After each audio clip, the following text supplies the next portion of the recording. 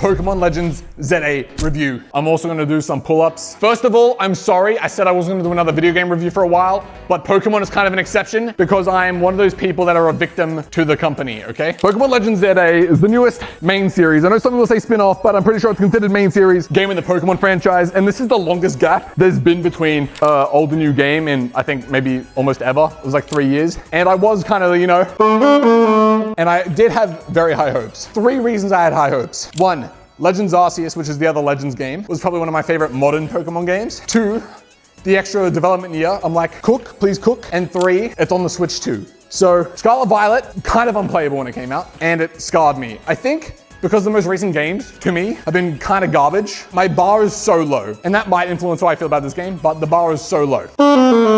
So it's basically a sequel to Pokemon X and Y, which came out in 2013, and that makes me feel disgustingly old. But the entire thing is set in Lumiose City. So one city is the whole game. And I thought, how is this gonna feel big? But it does. And I think it's because there's layers to the city, and you kind of unlock stuff as you go, and you're not handheld really that much. Some people are gonna say you will, but genuinely, okay, I'm gonna address the criticism straight away because I'm gonna talk about it.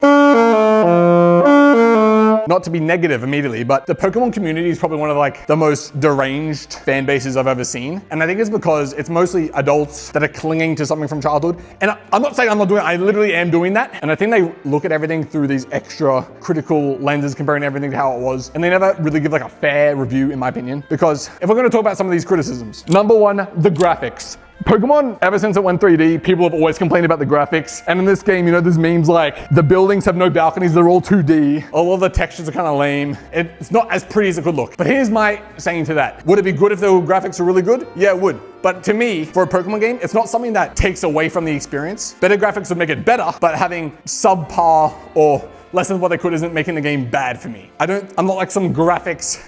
2, some people talk about the games being too easy, and I honestly thought this was actually one of the harder Pokemon games. By the end, you got kind of one of the highest levels I've ever seen in the game. And I think a lot of people saying, oh, the old games are harder. You were probably a child when you played them. I promise you, go back and play the old Pokemon games now as an adult. They are not hard. These are children's games, okay? That's why you gotta play them in the way you find most fulfilling, because you're presumably an adult saying, why is a kid's game easy? Think about it. I'm not saying these criticisms are invalid. I just don't think they're completely fair when they're using reference points that if you went back and played today, you would think the same thing. And even back on the graphics, pixel art, I actually do like. Probably my favorite aesthetic is Gen 5, but it doesn't take it away.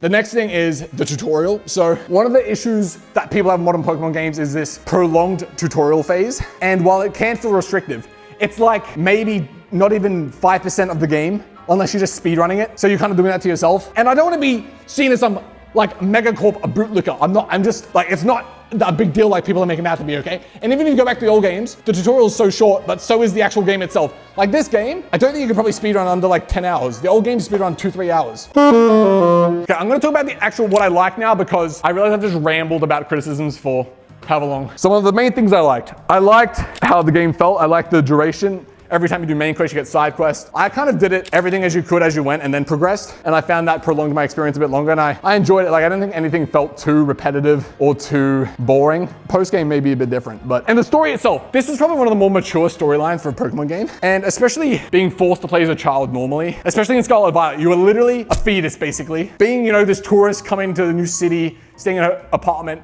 like it felt nice to not feel like I am playing a kid's game, although I'm playing a kid's game. Does that make sense? I felt even though it was one city, you were constantly finding new areas, new Pokemon. It was a good sense of discovery. Like I feel like a lot of the other new games don't really encourage you to look at every nook and cranny, but you kind of are rewarded in this and it felt cool to do that again. The character designs too, I think they're pretty peak. Pokemon, the last few generations, even if the game and the gameplay hasn't been that good, the character designs have been very good and that follows through here. And in terms of the music, this game had really good music. And one theme in particular, I would have to say maybe top 3 Pokemon themes in general, Jacynth themed.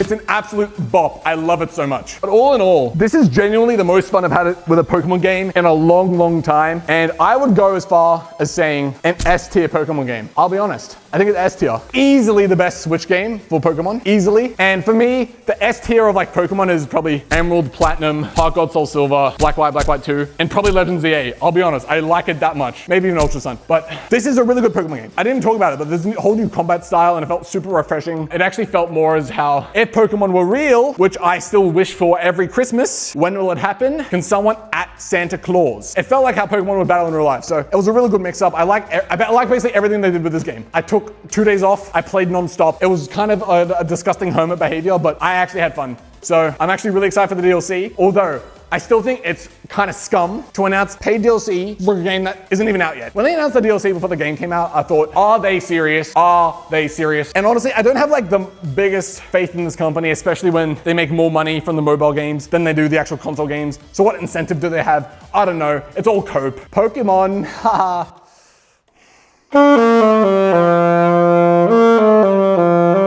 TLDR, it's not perfect, but for me, it's an ST Pokemon game. Amazing characters, writing, story. I like the more mature theme. I like the new battle mechanics. I like the character customization back end perfect for the game.